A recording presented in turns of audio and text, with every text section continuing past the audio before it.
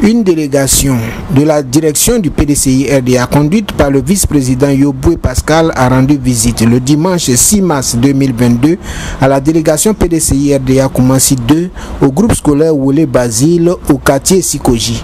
Cette visite se situe dans le cadre des visites d'écoute, d'information et de redynamisation du personnel politique du parti présidé par le président Henri Konan Bédié aux différentes délégations sur l'ensemble du territoire national.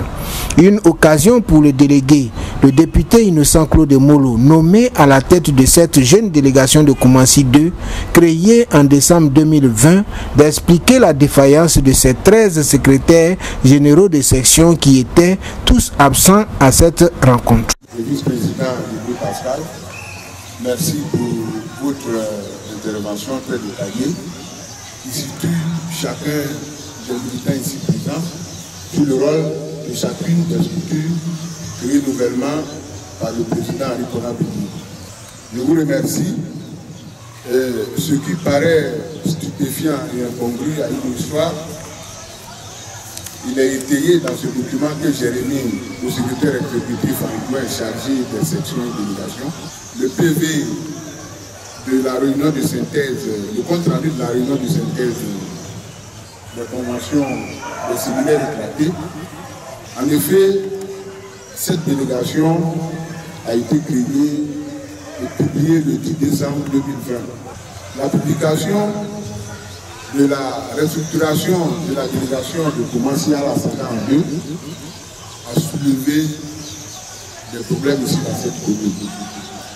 Au plan territorial, notre délégation constitue la moitié de la commune de Koumassi. Initialement, il y avait 26 sections. On les a divisées en 2. Il y a 13 ici et 13 sections à la délégation 1.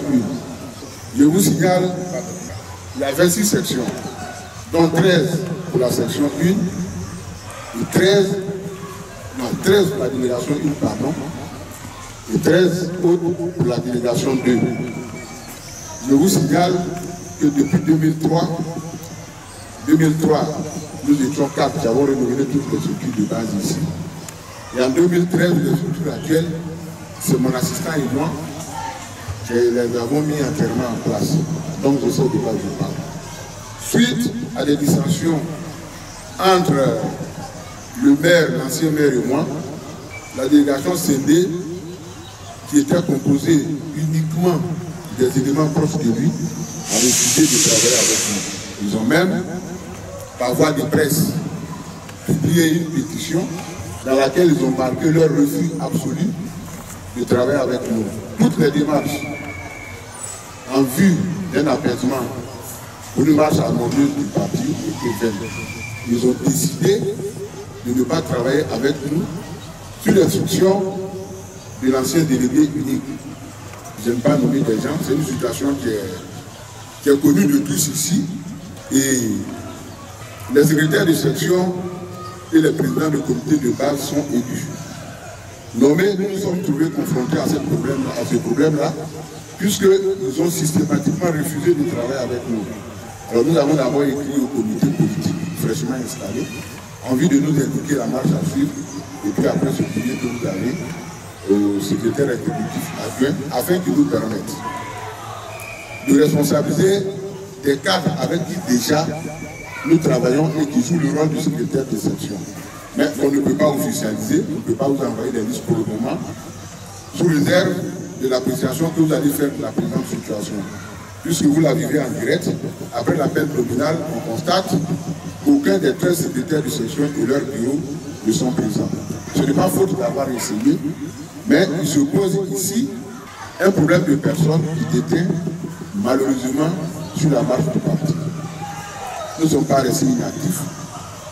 Chaque section est pourvue en comité et en président de comité, en bureau et même en secrétaire de section.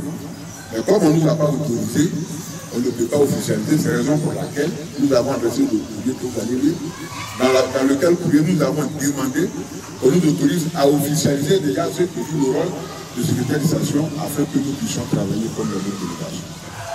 Alors, C'est un problème de personnes qui se posent à Koumassi, un problème politique. Nous avions appelé de toutes nos vues une médiation afin que cela se résolve. Mais l'animosité est implacable ici. Je pense que les deux délégations peuvent exister, chacune travaillant de son côté. Seulement nous demandons qu'on nous autorise à officialiser ces cadres qui sont là, afin qu'on puisse vous envoyer leur bureau, la composition de l'ensemble des 13 sections, et pour lancer nos activités véritablement sur le terrain. Nous avons travaillé dans cette délégation pour les séminaires éclatés. Compte rendu de notre délégation qui est partie pour la synthèse était là, monsieur le chef de délégation. Et nous avons prévenu d'abord le secrétaire exécutif CNUD qui n'est plus à son poste. Nous avons écrit à Isali Georges et puis au ministre Alain Fadou-Rémy pour leur expliquer la situation singulière que nous vivons ici à Koumassi de la délégation. Et ceci dit, nous n'avons pas attendu l'officialisation des nouveaux secrétaires pour nous mettre au travail. Nous avons répondu à tous les groupes de partis aux invitations pour nous.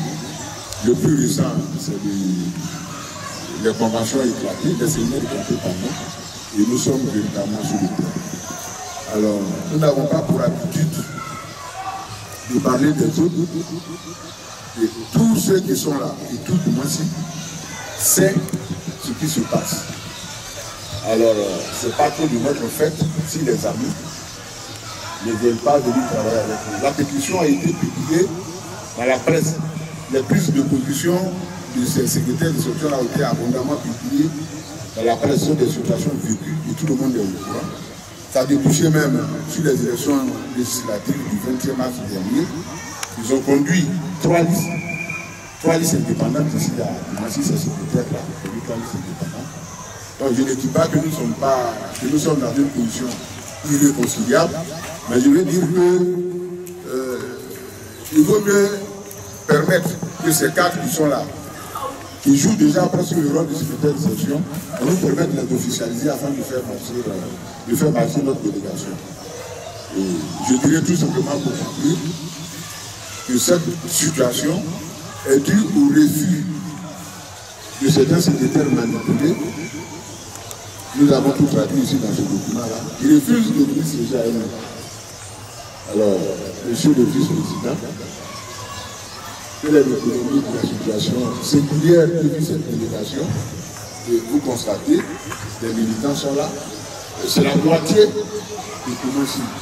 Donc chacun joue son rôle, mais c'est une situation auquel il va falloir réfléchir, même si le congrès arrive, mais ça crée un peu un sentiment de frustration, parce que vous n'êtes pas sans savoir que dans toute la Côte d'Ivoire, il y a eu des découpages, et que les délégations ont été restructurées.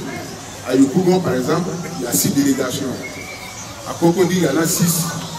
À Boko, il y en a 5. À Porbo, il y en a 2, etc., etc. Alors nous ne savons pas pourquoi le cas spécifique de Koumassi poserait problème. C'est la première réponse que j'ai apportée à cette interrogation, vu que les cases sont pratiquement vides. Vraiment vides, souterrains, mais bon, M. Zali à son courrier là, j'ai fait une compréhension au comité politique. Alors ils savent ce qui se passe. Tout est lié à ce que vous avez effectué tout à l'heure, les secrétaires ne sont pas à leur place. Je vous signale que le 10 décembre, lorsque nous sommes arrivés, nous avons constaté un dysfonctionnement qu'il y a. Les comités ne sont pas à leur place.